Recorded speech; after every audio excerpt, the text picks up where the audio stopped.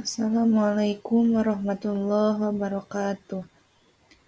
Rabbi shrah li sadri wa yassir li amri wahlul 'uqdatam min lisani yafqahu qawli. Pertama-tama yang paling utama marilah kita panjatkan puja dan puji serta syukur kehadirat Allah Subhanahu wa taala. Shalawat beserta salam semoga tetap tercurah limpahkan kepada baginda alam kita yakni habibana wa nabiyana Kanjeng Nabi Muhammad sallallahu alaihi wasallam. Yang saya hormati dosen pengampu mata kuliah Ilmu Pendidikan Islam 2 dan teman-teman seperjuangan yang saya cintai dan saya banggakan, semoga Allah muliakan. Amin. Sebelumnya, perkenalkan nama saya Siti Nur Aisyah dari Prodi PAI kelas 3A. Di sini saya akan membahas sedikit mengenai teori-teori dan pengembangan sistem pendidikan di madrasah. Baik, langsung saja ke materi. Apa sih itu sistem pendidikan di madrasah? Sistem pendidikan di madrasah memiliki peran yang sangat penting dalam pembentukan karakter, moral, dan intelektualitas peserta didik, terutama di negara-negara dengan populasi masyarakat Muslim, contohnya itu seperti negara kita, negara Indonesia. Madrasah sebagai lembaga pendidikan Islam tidak hanya terpaku pada pengajaran ilmu pengetahuan umum saja, tetapi juga memperkenalkan dan mengajarkan ajaran agama Islam secara komprehensif. Madrasah memiliki kurikulum yang mana kurikulum ini memadukan antara ilmu agama dan ilmu umum yang memungkinkan siswa untuk berkembang menjadi individu yang seimbang secara intelektual dan spiritual. Seiring dengan perkembangan zaman dan tantangan globalisasi, pendidikan di madrasah menghadapi berbagai perubahan dan tuntutan. Pada awalnya madrasah lebih dikenal dengan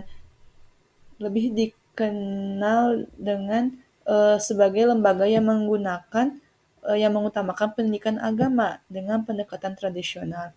Namun seiring berjalannya waktu, madrasah mulai beradaptasi dengan perkembangan dunia pendidikan modern, seperti pengembangan kurikulum yang lebih beragam, pemanfaatan teknologi, dan peningkatan kualitas tenaga pengajar. Hal ini menjadi penting agar madrasah tetap relevan dengan kebutuhan pendidikan abad ke-21 yang menuntut adanya integrasi antara ilmu agama dan ilmu pengetahuan umum. Di sini saya akan membahas beberapa poin mengenai sistem pendidikan di madrasah. Yang pertama yaitu efektivitas sistem pendidikan di madrasah dalam meningkatkan kompetensi akademik dan keagamaan siswa. Sistem pendidikan di madrasah menunjukkan efektivitas yang signifikan dalam membentuk keseimbangan antara kompetensi akademik dan keagamaan siswa. Nah, hal ini terlihat dari peningkatan nilai akademik siswa dalam mata pelajaran umum dan pencapaian mereka dan pelajaran keagamaan, seperti dalam mata pelajaran fikih, tafsir, dan hadis.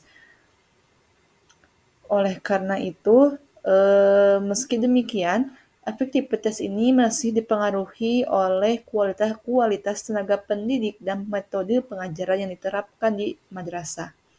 Siswa yang didukung dengan metode pengajaran interaktif dan berbasis teknologi menunjukkan perkembangan yang lebih baik dibandingkan dengan siswa yang belajar dengan metode yang masih tradisional.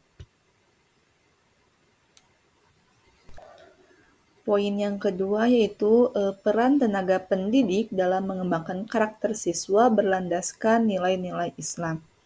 Tenaga pendidik di madrasah memegang peran kunci yang sangat penting dalam membentuk karakter siswa. Mereka tidak hanya berfungsi sebagai pengajar, tetapi juga sebagai teladan dalam perilaku Islami. Guru sering menggunakan pendekatan praktis kepada siswanya, seperti memberikan contoh nyata dalam kehidupan sehari-harinya, seperti pembiasaan akhlak mulia, serta pembinaan kegiatan ekstrakurikuler yang berfokus pada perkembangan karakter siswa. Namun, keberhasilan pembentukan karakter ini juga bergantung pada komitmen dan kompetensi guru serta dukungan lingkungan pembelajaran. Poin yang ketiga yaitu sarana dan prasarana yang mendukung proses pembelajaran di madrasah. Sarana dan prasarana di madrasah memainkan peran penting dalam mendukung proses pembelajaran siswa. Beberapa madrasah sudah dilengkapi dengan fasilitas yang ke sekarang-sekarangan atau yang lebih ke modern, seperti laboratorium komputer, perpustakaan digital, dan akses internet. Namun, banyak juga madrasah yang berada di daerah terpencil masih menghadapi keterbatasan fasilitas seperti ruang kelas yang tidak memadai, minimnya bahan ajar, dan keterbatasan akses teknologi. Hal ini menjadi penghambat juga dalam proses pembelajaran siswa, terutama dalam mata pelajaran yang memerlukan fasilitas khusus seperti sains dan teknologi. Sebagai solusinya, pemerintah dan lembaga harus terkait dalam meningkatkan alokasi dan pendidikan untuk madrasah, khususnya di wilayah yang kurang berkembang atau terpencil, agar semua siswa dapat merasakan manfaat pendidikan berkualitas yang seimbang antara ilmu agama dan ilmu umum.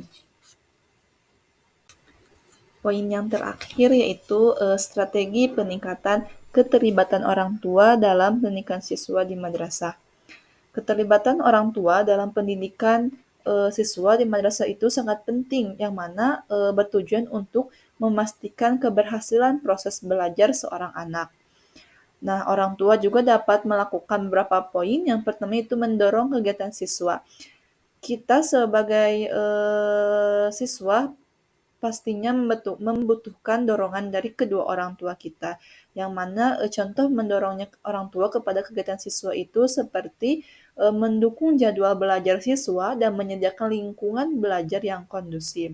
Lalu yang kedua yaitu orang tua juga bisa dapat memberikan motivasi kepada eh, anaknya, baik secara moral dan semangat kepada anak-anak untuk mencapai prestasi akademik dan spiritualnya.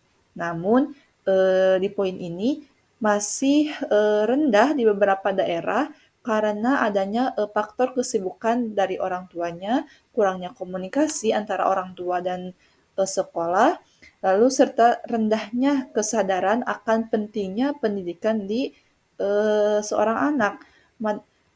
Bahkan yaitu karena kesibukan dari orang tuanya sehingga ia tidak kurang memerhatikan kepada pendidikan anaknya.